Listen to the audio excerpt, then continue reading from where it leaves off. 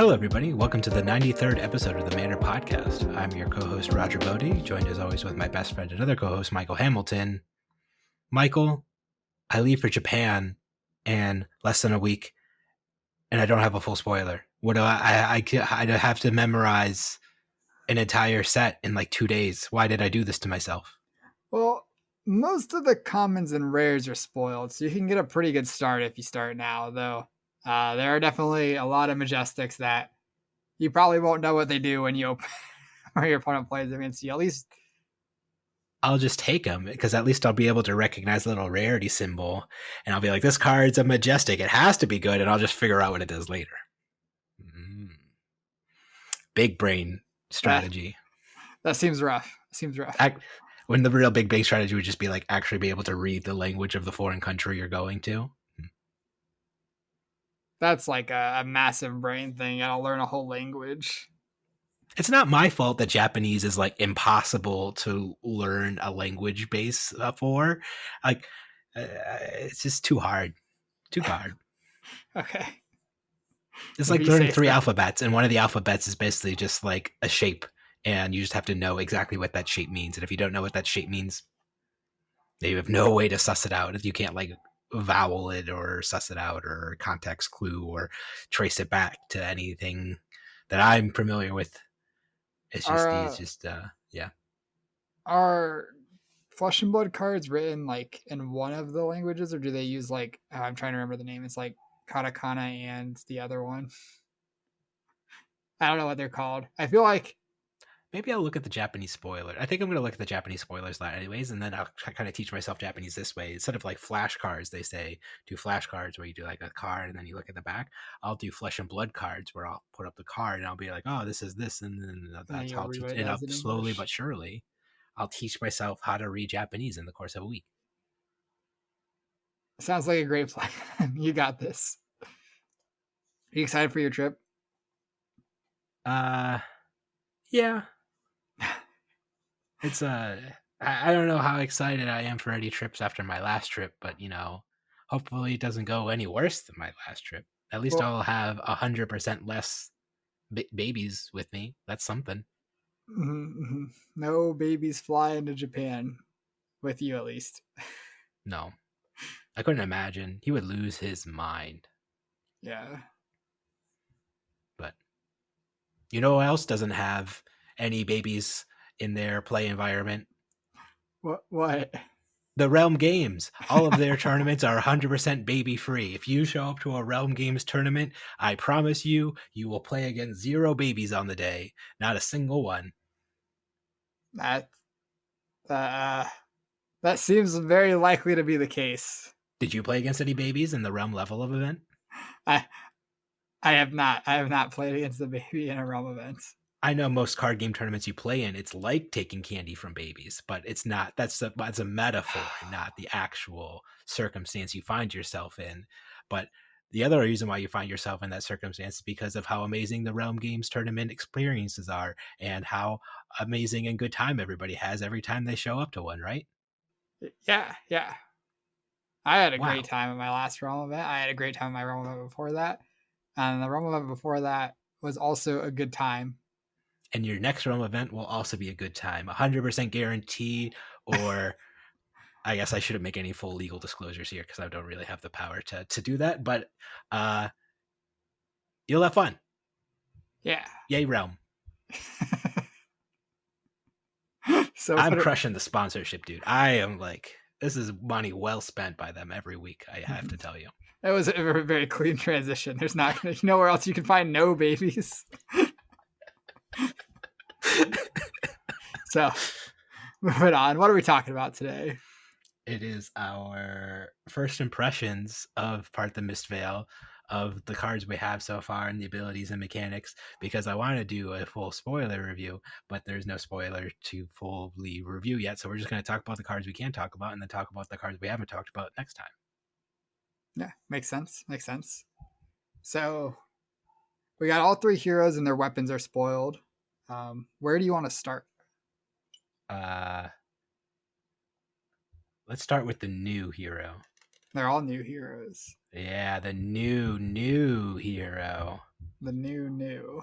Okay. I think that's a League of Legends character. Uh, well, New. is Assassin good now? I think Assassin might be good now. So it's interesting. So new definitely got some very good cards, and we'll get to that in a little bit. But I think her hero power is very weird compared to like a lot of other hero powers we've seen before, where she pays 3 of the special. I don't remember what the resource is called. The chakra, the chi resource, mystic Chi. resources, and you can look at the top card of your opponent's deck. You can banish it, and then you can play blue cards from their banish zone without paying their resource cost for the turn. So this card or this ability just seems very polarizing in terms of when it'll be good. If your deck is like a Guardian deck and you've got like blue Thunderquakes in your banish zone, then this ability is a 1 card 8 if you play their blue Thunderquake. If they have a Terrace Under in there too, then you can Terrace Under the Thunderquake 1 card 9 with an on hit. Well, you'd have to reveal to the not Terror Thunder, but the The, Thunderquake. No, the Thunderquake. Never mind. No, Rouse the Ancients. I know Flesh and Blood cards still. yeah, you're thinking of Rouse the Ancients, which I think is a lot harder to make work with new. I don't think that's a premium one to get into their banish zone, but like Thunderquake, Cranial Crush. I haven't played Guardian in so long. I can't even remember what the last 6 for 8 is. Macho Grande. Thunk. Macho Grande. Isn't there one more? Glacial Footsteps. Just... Mulch. Maybe Glacial Footsteps is the one I'm thinking of. Can't play that in current Guardians. I swear there's one more, and I'm just like spacing on it. But yeah. Okay. Well, we're not talking about stupid Guardians. We're talking about sweet assassins right now. Yeah. So I think if you're a hero that has strong blues, then New will probably have a pretty solid matchup against you. If you look at her card pool, a lot of her cards are effective at getting your cards into the banish zone, and then you also anytime you block attack that has stealth, all of the cards that you block with, or is it all cards?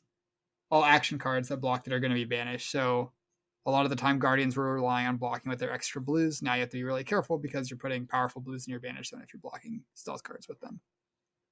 Yeah. And then they revealed like what the actual cards in the new assassin class do.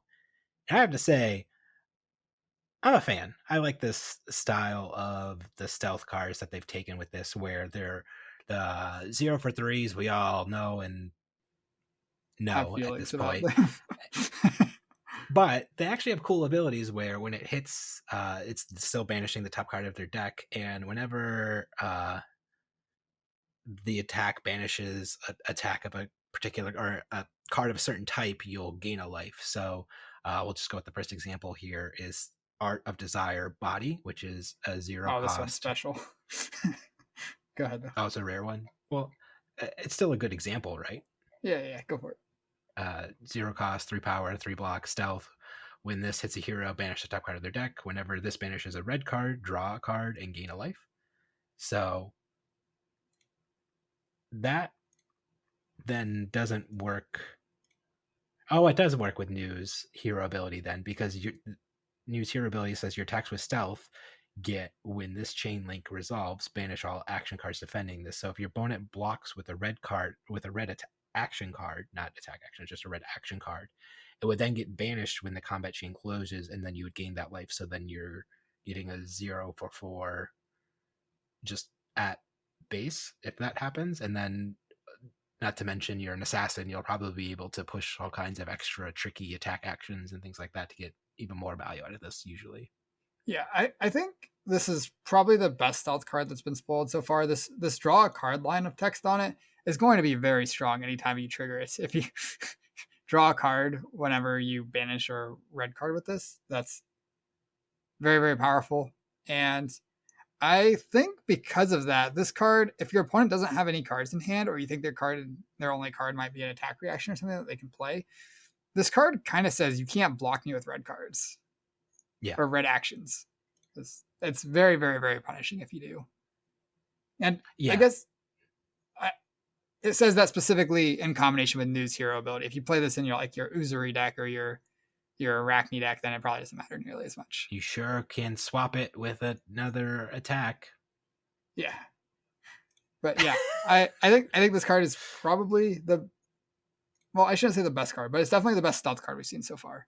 And I expect every new deck will play 3 copies of this. This is it is the best stealth card we've seen so far. I was about to say, what about all the old ones, like the Leave No Witnesses and the like? That's not stealth. But those are contract cards. Yeah.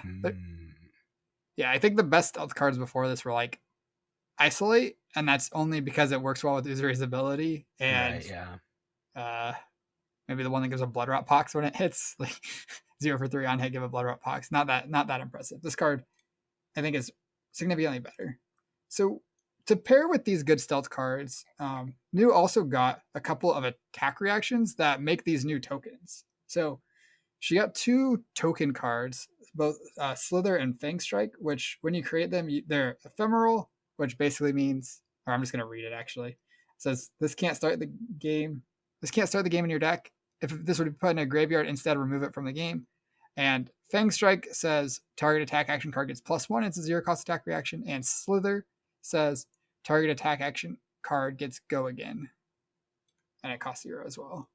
So creating these tokens is pretty strong. And then the fact that they're physical cards and they're not like the whole ninja thing where you banish it, you can play it until a turn, you actually create these in your hand. It means you can arsenal these and save them for a later turn if you want to. Oh, that's pretty sick. Yeah. So I think there's going to be a lot of interesting things. They're like semi face up depending on how you create them. But if you don't have a good opportunity to use it, you can just arsenal it. And Slither specifically, I think, is going to be very good. Target attack action card gets go again. No conditions there or anything. You just like, if you have a Slither, you can give anything go again, or you can save it till the next turn. So I heard banking action points was good. A wise man said that once. Sure. So I think part of why I am confident these cards are going to be solid is they block 3. Wait, what? They don't block 3. They don't block their tokens. The tokens don't, but they're the reactions that make them all block 3. Yeah, the reactions that make them are very good. The 2 that we've seen so far are Hiss and Venomous Bite, at least the 2 cycles that are relevant for a draft. I think the Majestic Sacred Art thing might make one or both of them. I'm not sure. Yeah, I think it makes both, actually. Both if you've transcended. Yeah. Well, it makes no, both if you choose that do mode. all 3. Yeah. Yeah. Or if you played a blue card, you do all 3. That's right. Yeah. Anyway, so Hiss and Venomous Bite are basically the same. One makes Slither, the other makes the Fang Strike tokens, but they are both 1 cost for +3 at attack reaction speed. They block 3, and they can target any Mystic or Assassin attack action card. They have to be a card, so you can't use them on your weapon, but that's about it. And then if they only make the tokens if you pitched a blue, but usually you want to be pitching a blue. You probably don't want to play a red line Mystic Hero. The Mystic Heroes are kind of like very built around blues and blues mattering, so it'd be very weird if red line Mystic ends up a deck. Yeah. And did you see the new one that was spoiled today? Oh, what's the new one? Gorgon's Gaze. Oh, I think that card's medium, but it has a high ceiling. I like cards with high ceilings. Sure. I could envision doing the cool thing when you do the thing, and your opponent always has to kind of like respect it if they're blocking with attacks. Like if you have a bunch of attack actions in your hand and you just want to try to block, then this is really punishing for that. I guess it doesn't buff power. I guess it's the downside. But yeah, I guess you don't have to hit for its condition. It just does the thing. Yeah, so Gorgon's Gaze, 2 cost, yellow, attack reaction. It makes a Slither token. Always. Like, no, nothing. Just makes a Slither token. And then you banish all defending attack action cards in the combat chain. And then it has some extra text where if you pitched a Chi to play this, you can play the cards that were banished with it, which is like a super duper blowout when that happens. But even if you just banish one thing, that's pretty worth it because you got the Slither to give it go again, and then you can play whatever action they blocked with, basically. Yeah, importantly, this would do the banishing though, so I wouldn't trigger the stealth cards that care about banishing cards then as well. Yep.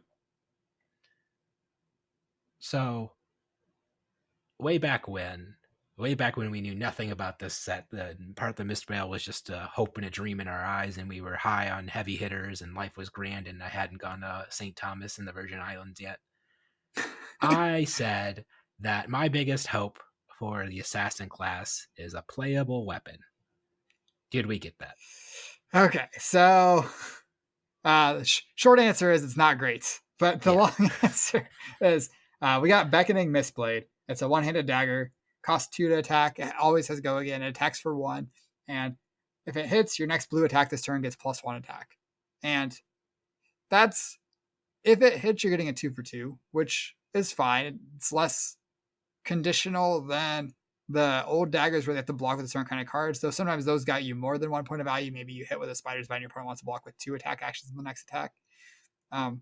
Also noteworthy, this card does not have piercing, so Valiant Dynamos are going to be a real pain in the butt for this dagger. True.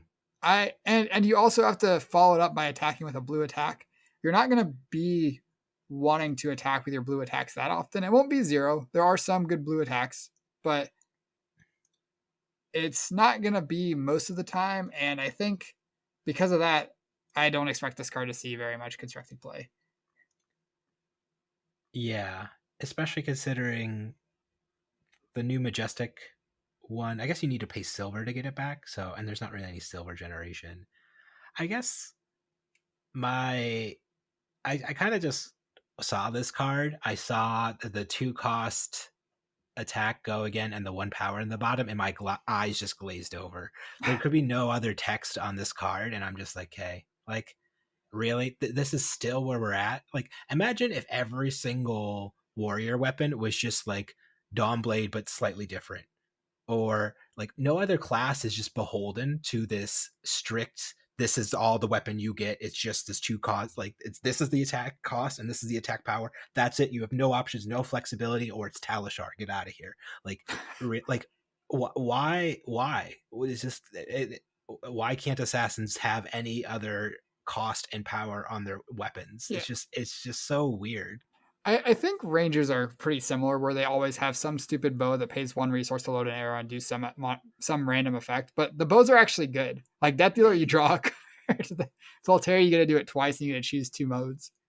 Yeah, I would push back on that too, because the bows create really dynamic and different play patterns, where like Voltaire was just insanely broken, and then you had Death Dealer, which is really good, and then you have Dreadbore, and who even knows what that card does, and it's just like call out to our university game last week. So these just don't create that feeling in the same dynamic gameplay. It just always feels like I'm paying 2 resources for 1 stupid mopey whatever damage. Yeah, come on, it does feel that way, huh? Yeah, but so oh well. And it's not like the ninjas, it's not like the Zen got like different Kadachis and the illusionist just got like different Iris of Reality. Like their weapons are very the new heroes' weapons feel very different from the other weapons, previous iterations of their classes, and it's just like I'm wake me up when they actually make a good assassin weapon. I'm still snoozing on the assassin weapons. Like they can have amazing cards, and like their card pool still seems like these cards look cool and interesting and fun to play with. But I don't want to play with I don't want to play with a class with horrible weapons. I'm just not interested in it. Do you think New was like really, really strong in testing? Because I feel like this Beckoning Mistblade, it could just say any attack action. I still don't think it would be that good. I think giving anything go again would be +1 and go again would be very good. Oh, I missed that it gives go again as well somehow. It gives the blue attack go again, not just +1. So when it hits, you are getting more than 1 point of value then. Okay. Yeah. But it's still just 2 resources for like one damage. Yeah. So So knowing that, it actually does pair nicely with New's hero ability. You hit them with the dagger. If they don't block, then you can use New's ability, and then you can hit them with their blue thunder quick, and then you can hit them again with the cranial crush. If they just have two big blue attacks in their banish zone, or one and you hit one off the top. You have to pay the chi resources though. Just the first time, just once. Instant. You may play blue cards from that hero's banish zone without paying their resource costs until end of turn. So if you give a blue thing go again, like if you hit with the Mistveil and they have two blue attacks in their banish, then giving the first one go again means you can play the second one. So that actually is a more powerful interaction than I realized when I was first looking over this, and I just missed it. The Mistveil also was giving go again. I'll have to see how it plays out, but still the daggers are definitely on the underwhelming side of things. Yeah. And it still feels like a lot of hoops to jump through. Maybe I'm overestimating the hoops at this point, but I'm just very wary of assassins. And I'm interested to see if my foolproof strategy against assassins still hold true. And I guess that's also why I'm looking dubiously at Beckoning Mistblade, where my secret technique for beating them is saying, okay, no blocks, show me that your deck can do more than like 3-card sixes. And a lot of the time their decks, or at least assassins in the past, really struggle to do more than like 3-card sixes. And as long as you can play higher, yeah, but as long as you can play higher than 3-card sixes on like your turn cycle, even through like losing a card sometimes, that on more turn cycles than not, and they're not always going to get a full card of value out of you. Sometimes they'll just have a bunch of stupid what's the attack reaction that gives something minus power or minus block value? Shred. Sometimes they just have a bunch of shreds in their hand and they just choke on that, and then they die, and it's like, okay, cool. Yeah, I think that assassins in general can be pretty punishing if you say no blocks. Like a lot of their attacks just like happen on hit to eat a card from you, and I do agree that a lot of the attacks do. Huh? Some of their attacks do. It's like leave no witnesses if you have an arsenal. The blue one. Surgical extraction.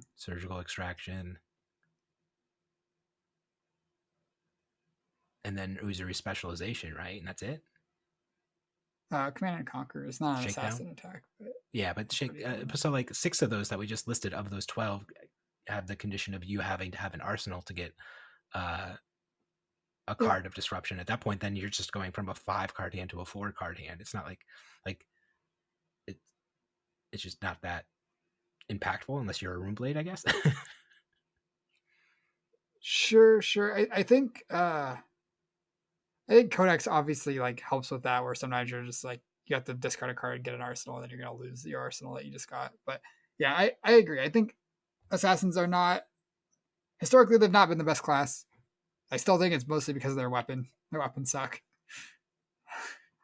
I think they're the first class that's just never had a good weapon so far. Like everyone else has had a good weapon. I'll believe that. Sure. I can't think of anything off the top of my head to refute that, so I'll go with it. Great. All right. Any other thoughts about new before we move on? No new thoughts here. No new thoughts. All right. So next we have Enigma, our new illusionist. Should I just read her and her weapon to start? Go for it, buddy. All right. So we have Enigma. Your first spectral shield attack each turn costs 1 less to activate. And once per turn, instant, pay 3 of the chi resource to create a spectral shield token with a +1 counter on it. Now, this obviously is very power dependent on what your weapon is. If you're not able to attack with spectral shields, it doesn't do anything. But her weapon is Cosmo, Scroll of Ancestral Tapestry. And this says, during your turn, auras you control with ward are weapons with base power equal to their ward, and once per turn action, pay 1 resource to attack. And your aura attacks with 1 or more +1 counters get go again. So immediately seeing the synergy with our hero power of creating spectral shields with +1 counters on them spectral shields are ward 1, so you can pay a resource to attack for 1 with the spectral shield. If it has a +1 counter on it, which her hero power gives, it'll have go again. And yeah, that's kind of the built-in synergy between Enigma and her weapon. Yeah. And obviously, to go with all of these cards, there's a lot of cards in her card pool they've spoiled so far that have ward and then also give +1 counters to cards with ward on them. Mm-hmm. I think I didn't pull this up before, but I wanted to look at something. I'm going to do this live where I am going to look at ward and we're going to go way back in the time machine to Dynasty. So, while you're time traveling, I'm going to bring up a couple cards that I think are specifically going to be relevant. So I talked about how I can't remember the name of the card. The Art of Desire Bodee was kind of like the namesake card for new. That was a rare. I think for Enigma, I think this Waxing Spectre is going to be very, very good. It's if you pitch it, it's a 2-cost Mystic Illusionist Aura instant. If you pitch a blue card this turn, it enters with a +1 counter and it has ward 3. So if you pitch a blue and play this, you get an immediately attack for 4 with go again. So 2-card 4 with go again, not a good deal. But then you have this ward 3 permanent left over. And if they can't kill it, then you're going to attack them for 4 with go again for 1 resource the next turn. So they better be able to pop your ward 3 ward next turn. I think this will be kind of like her, I don't want to say bread and butter common, but there's going to be a limit on how many of these no blocks you can reasonably put in your deck and still expect to be able to defend yourself. And I think this is the one that like stands out to me as being above the rest because it has this go again. Yeah. And so in my time traveling, I wanted to see if any of these old war cards play particularly well. They don't. So Celestial Kimono might be interesting. It's the chess piece with once per turn, when Celestial Kimono or a non-token permanent you control ward is destroyed, gain a resource. It has ward 1. So that's kind of interesting. You have Wave of Reality, which is when Wave of Reality is destroyed, create a Spectral Shield token. It has ward 1. So that's actually pretty good for her now that I think about it. So she at least has like pretty good arms for her right out the gate. And we get into the actual cards. There's Tome of Ao, which has ward 1. It's a blue 2-block. So no go again. At the beginning of your action phase, destroy Tome of Ao, then draw a card. Yeah. And then there's Blessing of Spirits. This card might actually be okay. I don't know. At red, it is a 1-cost 2-block non-attack action with ward 1. At the start of your turn, destroy Blessing of Spirits and then create 3 Spectral Shield tokens. So if you're pillow forwarding up, this getting 3 Spectral Shields is very powerful. We saw that before. We're just building up all these Spectral Shield tokens with like Prism. Was just like felt pretty hopeless at times. I remember specifically what was the instant? I can't think of it. Oh gosh. I don't know. You're talking about the 3-cost one that makes 3 Spectral Shields, right? Yeah, I'll find it. Here we go. Prismatic Shield. Prismatic Shield. It's been a while since I've seen that card. That card's going to be an all-star again. Get ready to see a lot of Spectral Shields in your future. I don't actually know if that card will be an all-star. Why not? So, the rate of spending a resource to attack with a ward 1 shield, if it doesn't have a +1 counter on it, you're not getting a very good deal. You're just spending a resource and an action point to attack for 1. That's fair. And I think what's extra hilarious was Glisten, I think it was. Glisten's the light card, though. Yeah, it's the light card that costs 2, and it distributes up to 4 +1 counters among any number of weapons you control. But they can't play that one in Enigma. It's locked behind another talent. Sorry. Yeah, though there could be a world where Light Prism plays Enigma's weapon. It's not a Mystic-only weapon. So Light Prism could play it. I expect it won't be stronger than old Luminar or new Luminar, whatever the Strike Twice Luminaris is. Yeah, but everybody's been clamoring for more aura-based Prism decks. They're tired of these heralds. Everybody wants Phantasm and Ward back. The attacking strategies, get them out. People just want to have lots and lots and lots and lots of auras all over the battlefield all the time. That's what people love. Yeah. Speaking of auras, so I know Enigma is really looking to push the war auras, but I think Shimmers of Silver is going to be nuts in this hero because you want to give the Yeah. +1 counter to your auras so that they can have go again. So if you have a Shimmers that survives the turn, maybe you played like the aura I talked about earlier, the Waxing Spectre, and then you attack with it, and then you follow that up by playing Shimmers of Silver. Your opponent now has to make a choice. If they don't send damage at you, they probably aren't killing your ward aura, but if they're sending damage at you, they're not killing your Shimmers, which means your next ward aura doesn't need to even have a +1 counter intrinsically. You'll just get it off your Shimmers for free when you attack with it to give it go again. Yeah, Shimmers is going to be a must kill on side. Kill it, destroy it immediately. Like don't mess around with that card. Just get it out of there. Yeah, but some heroes are going to have trouble pressuring the war auras and killing Shimmers in the same turn. Guardians. I Just play your Zalus belting. It'll be fine. I honestly think that this set kind of seems like the let's beat up the Guardians set because I think both Enigma and New seem like they should be pretty good into what Guardians are doing right now. Yeah, I would agree with that. Guardians already down. Stop. Everybody loves Victor, and Victor's blocking with block cards. He doesn't care about these things. Can't win a clash with your spectral shields. Sure. That's true. Spectral shields do not win clashes. So we don't know what any of the legendaries are yet, though. So I think that might be a big piece of this puzzle as well that we're missing at the moment. Because right now it just feels like it's powerful and there's something there, but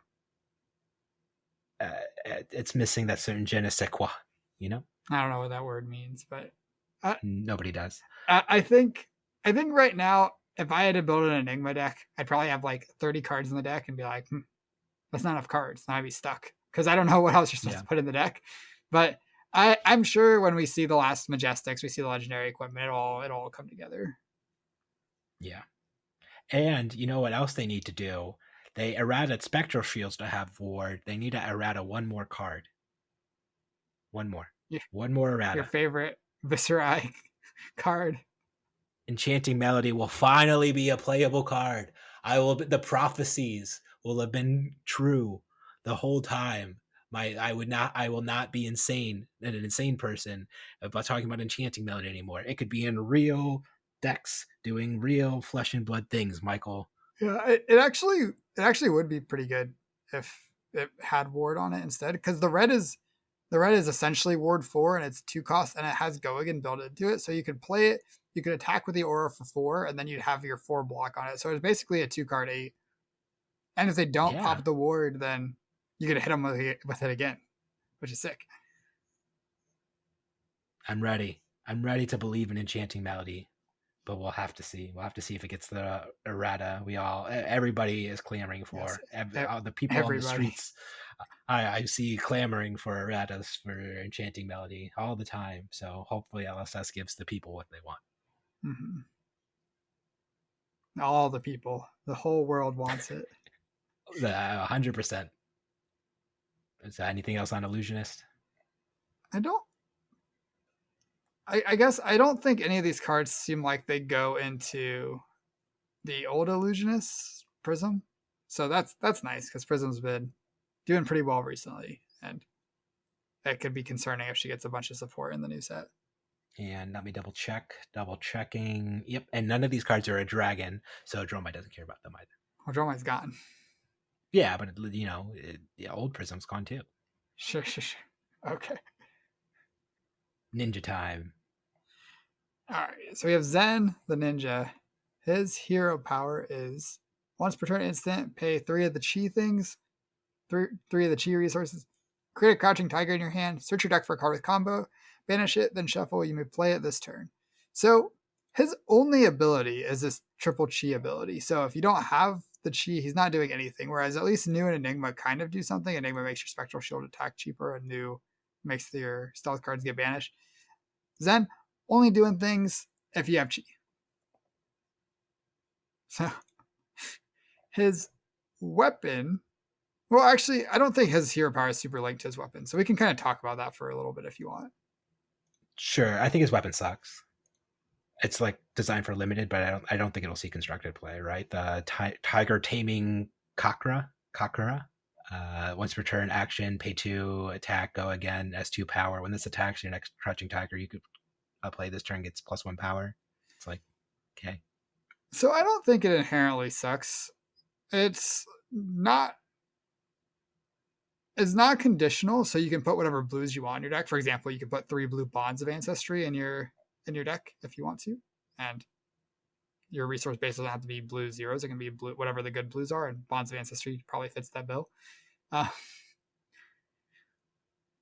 And as long as you're attacking with a Crouching Tiger, it's a 2-cost 3 go again, which is great. 2 costs for 3 go again on your weapon. That's a Mandible Claw that's turned on. That's a Searing Armor Blade that's turned on, and both these weapons have been very powerful. Pick me. I have a question, teacher. What's up?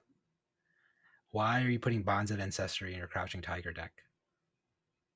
Because Bonds of Ancestry is a very strong Flesh and Blood card. What part of the combo line in Bonds of Ancestry and Surging Strike go into Crouching Tigers?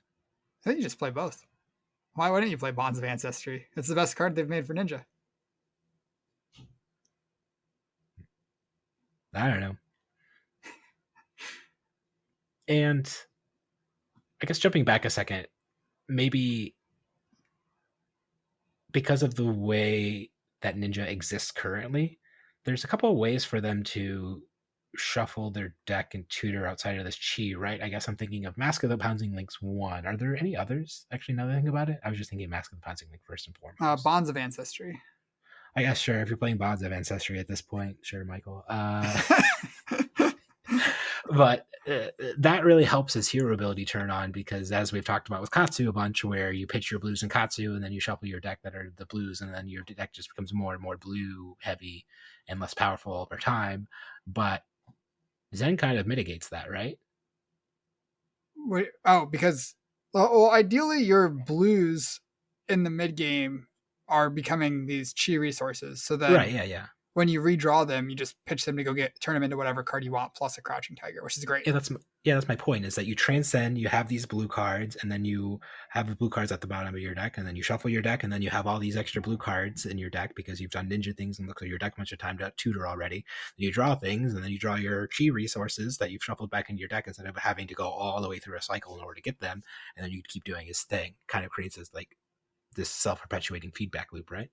Yeah, definitely. I do think you will have to be concerned about running out of good targets with him if you aren't killing them the first couple times you activate his ability, plus drawing a few cards. You're going to be running out of good cards left in your deck to go get or to draw into. Yeah. And a lot of his cards just care about spectral tigers, just not doing a whole lot other than comboing with Spectral Tiger. There is one card that has piqued my interest, though. I do say there is one card here that I'm like, this is where I want combo to go. This is the combo I believe in the future. That's Aspect of Tiger : Mind, which is rare that they spoiled, which says combo when this attacks. If a blue attack action card was the last attack this combat chain, this gets go again and create a Crouching Tiger in your banish zone. You may play it this turn. Caring about pitch colors, like comboing with pitch cards. Chef's so good. The 10 out. Do more. Do more of this card, please. This is so good. Yeah, I think it's going to be hard to have a blue attack that you want to play and this that you want to play and care about the go again to do something else with it. But there will be situations where you like Art of War into 2 more blues or something, and you're just like, well, I guess we're doing this, and you'll be really glad that it has this text that it can combo off any blue card. I guess I was going to say, are we playing Art of War? But I guess we are playing Art of War. I'm scared, man. I'm scared. There's a lot of no blocks. This is going to be the part 4 of this video where we talk about the Mystic Talent itself, but we're still talking about Zen. I guess, do you have more Zen things to talk about then, or do you want to move on to the Mystic Talent? So, well, I don't think Zen's new cards are particularly impressive. I do think he is a good home for the kitty cat build because of his hero power working so well with it. You're not reliant on something hitting to go do your search. You just need to flip these transcend cards. Um, we'll have to figure out what their good blue cards they actually want to play are before I feel confident about Zen being a good contender. But if he gets some blues that he's like quite happy to just be playing out, then I think he's in a good shape. Yeah, I agree. You ready to transcend with me then? Mystic powers activate. We're transcending with all these billion blue instant no block cards they've printed that are legendary. Yeah. Yep. So they're all different rarities. There's a majestic one for each hero, then there's a bunch of commons and rares, but they all have the legendary keyword where you can only play one in your constructed deck. Yeah, but not per limited, which is important. So it doesn't. They don't. You won't clunk on these, and so I expect these to be a bit better and limited, and the hero power is then to be a bit more consistent and limited, especially with the thinner decks. So it'll be interesting to see how impactful these are in constructed. Mm. But a lot of these kind of suck, right? So I talked about each hero having a majestic one. All of those I think are quite good. They cost Yeah, 3. Yeah. They do something. They do a lot of pretty impactful things and then transcend on top of that. So you're basically spending 3 resources and a card to get a chi card back and get a lot of other effects if you've played a blue card this turn, which isn't a small ask. It's definitely a decent ask to have played a blue card before that. But if you do the thing, these cards are pretty powerful. The rest of them, I think all of the rares and commons are just 0 cost instants that don't block and have some very marginal ability that and also transcend if you've played a blue card.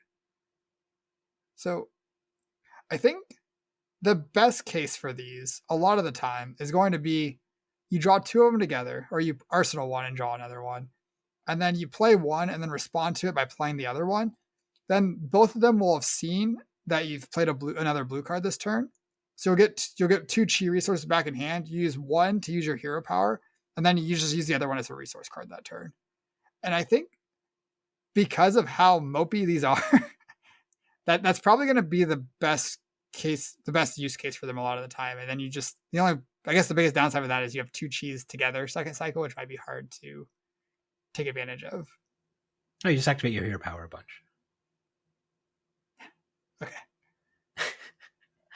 So a lot of these you can't even really just play out. So I guess, for example, like a drop in the ocean, which is the legendary blue, target attack gets -1. So you can't just like in a pinch, like if you need to play your hand and you want to like do things and get these to be chi resources before you actually play any attacks, for example, I guess here you can't do that with this one. You need to have already committed resources or an attack before this can even attempt to even do anything. Well, so the good news about these is they are all instants. So if you have 2 of the instants and one of them is a drop in the ocean, let's say the other one is Stir the Pot, I think it's called. Yeah, the best one, the 10. I can't believe they printed a card this powerful. That just says shuffle your deck. If you have both these on your opponent's turn, or shuffle, yeah, it says shuffle, which means shuffle your deck. If you have both these on your opponent's turn, you can still do like a drop in the ocean on their attack and respond with Stir the Pot and get your 2 chis and get the 1 point of value from a drop in the ocean and do nothing with your Stir the Pot. And that's fine. That's not a bad turn cycle. Oh, not a bad line as long as you can spend the 6 resources on your turn. Sure. I guess the issue though then is going to be you haven't transcended on your own turn. So I guess for an effect like Moon Chakra, it says the next time you would be dealt damage this turn, this is kind of what you would want to be doing at that play pattern then. Prevent 3 of the damage. If you transcended this turn, prevent 5 instead. So that play pattern makes sense. You do the instant thing on your opponent's turn. You have Moon Chakra as this instant. You get a 0 for 5. Good job. Yeah. But when you're not doing things, like if we look at news attack reaction, which is target assassin or mystic attack action card gets +3. If you've transcended this turn, it gets +5. So if you do that blue juggling trick you just did on your opponent's turn there, when you go to your turn, Tide Track is not turned on anymore. Yeah, that's true. So. And I think the cards that like this, the card you talk about, Tide Chakra, where it's like you need to have transcended, you need to be attacking, and you need to react with this thing. That's a lot of asks. I just expect that card to be pretty hard to actually get it to work consistently because it's just asking for so many things. Yeah. I guess its baseline isn't that bad. It's just a 0. At red, One it's cost a for 1. 3. Yeah, 1 cost 3 pump. So it's not that bad. We'll have to see. And it And it blocks 3. blocks 3. Yeah. Yeah, We'll I think it'll be pretty hard to pump it to +5, but there will be times where it can. And then the blue one also is kind of solid because the blue one by itself now it's a blue block 3, which is great. And then some of the time you're going to get 3 points of value out of it by playing it, and then it turns on your transcend thing. So you respond to the Tide Chakra by playing the other instant that's going to transcend, and then your Tide Chakra gives +3, and you got a 1 for 3 blue that. And the fact that it's blue mattered on top of it being a resource card, it also helped it made your thing transcend, which turns into the super chi thing, which means you can use your hero power. A lot of moving pieces that I think will actually end up playing better than like you need a lot of things to go right, but I think it's going to come together more often than maybe initially it looks like it will when you really start looking at the cards. Yeah, I'm definitely excited to start playing and testing them out. So here's a fun deck. All right, I guess what were we going to say? I was going to move on to something completely different. So go for it. Oh, how do you feel about these new cloaked equipment? These equipment that start face down, and then a lot of them you just spend a resource to turn it face up and do something on them. So an example would be arousing wave. The names in these cards. It. Oh no, that's not. It doesn't do that. Where's the? So Aqualapse. So this is Mystic Equipment Legs, Cloaked, equip this face down, attack reaction, pay a resource, turn this face up, target attack action gets go again, at the start of your turn, destroy this. And there's lots of equipment like this in the set. There's lots of cloaked equipment flying all over the place, so you'll never know what cloaked equipment is cloaked until it's uncloaked. Yeah, and I think there's 2 or 3 at common for each slot. Well, yeah, there's the class ones, and then it looks like there's 2 talent ones apiece. So probably no generic equipment then, which would make sense. Yeah, it looks like probably not, because I would expect all your equipment in limited to be class equipment or these cloak things. So that obviously isn't guaranteed, but it makes sense to me. Yeah. I like all of them except for the ones that say you have to be at exactly 1 life to do the thing.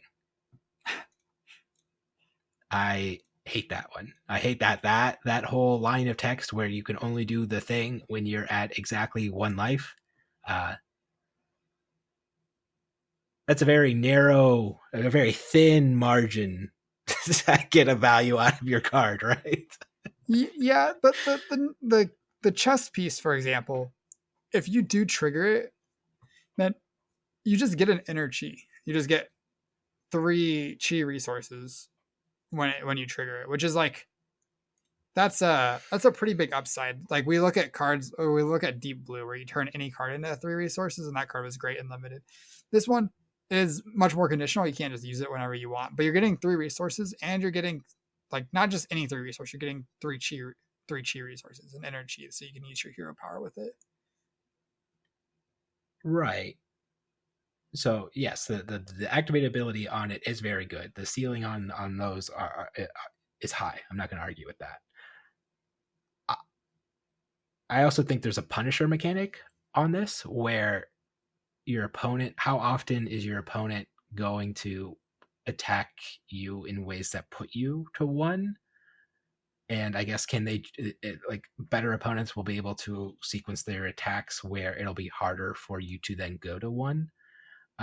So I just think the being at 1 life hoop seems like a very tall, on fire, off the edge of a cliff, scary hoop to jump through, I guess. Mm-hmm. Yeah, I think I guess you will not trigger this equipment every time you play a game with it. I don't know what percent of games you'll actually be able to trigger. I don't know how often you'll be able to make sure you go to 1 in this limited format. It's obviously not a constructed card. We have much more powerful chess pieces at legal and constructed, but limited, I wouldn't surprise me if you could turn it on more than half of your games, which is probably good enough for something that's doing such a powerful effect to be good. Maybe. We'll see. It's hard to know. It's also scary that you want to go to 1 life and a third of the classes in the set have access to very good attack reactions. So that's kind of a scary thing to line up. And then not only that, there's even the just like the mystic one that just gives target attack +1, where you're like, aha, they're attacking me for 4. I'll block with my block 3. And it's like, well, I have the grain that tips the scale.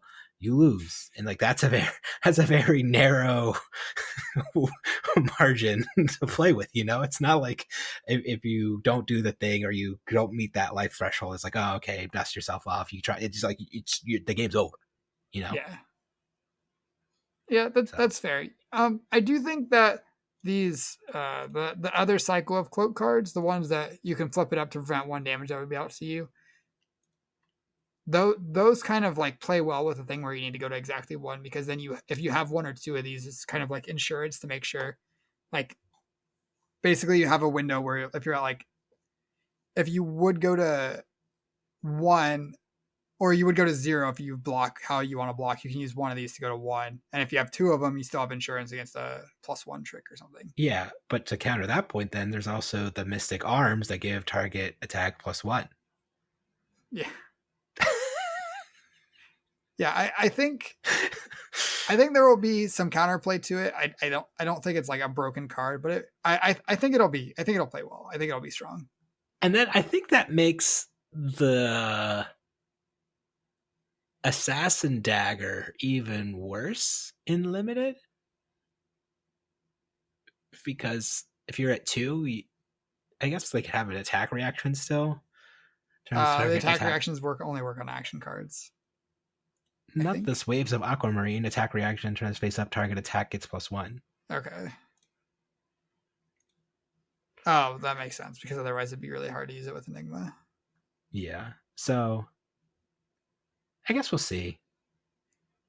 I'm scared. 1 life is a very scared life. I like a lot of risk. I'm a risky guy. I'm pretty risk tolerant. I would say I'll go to Vegas and roll craps with you pretty happily, but I will not go walk on the edge of mountains with you anymore happily. I'm done hanging off the edge of mountains for my thrills.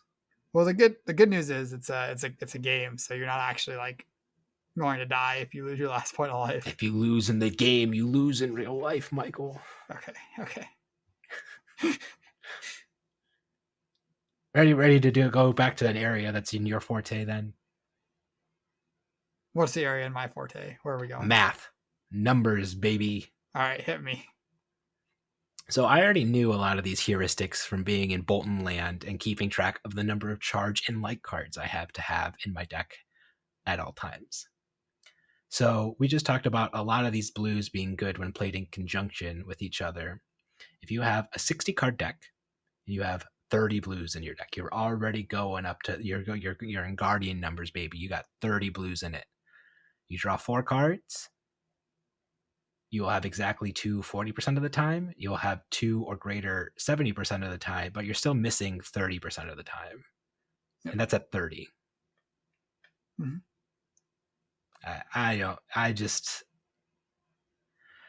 The blue counts and figuring out this seems like very hard.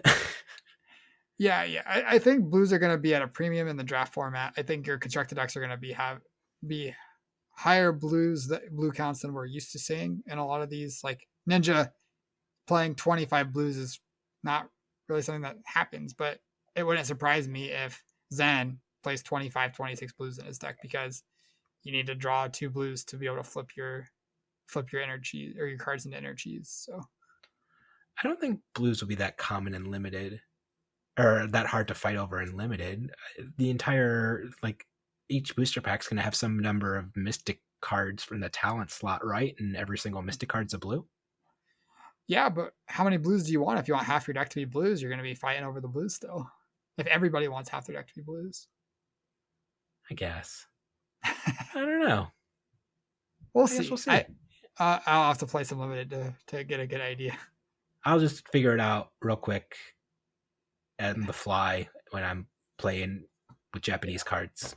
Yeah, you're going to Totally Japan. You can come back and tell me what I'm supposed to do in draft. I'll have learned the ways of the Mistveil and the faraway lands of Japan. Mm-hmm.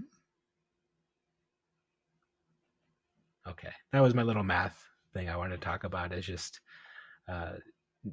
speaking from experience and balancing cards you want to draw a lot of in your deck. You need to surprise have a lot of them in your deck and ways to use those cards effectively. And yeah, we'll see. We'll see. Yep. Any final thoughts from you then over there then, buddy? No, I'm looking forward to seeing the rest of the set. It's really hard to get the constructed gears turning when we're missing a lot of the majestics, which are going to be the key things to how you build your decks, is making your majestics as powerful as they can be, and we don't know what those majestics are yet. So kind of just waiting for now.